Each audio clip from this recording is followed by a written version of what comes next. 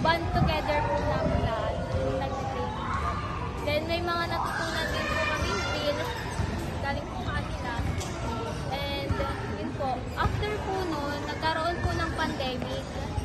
And medyo nahirapan po kami sa pagtitraining, bumalik po ulit sa pagtitraining dahil nasarado po yung court ng tenement.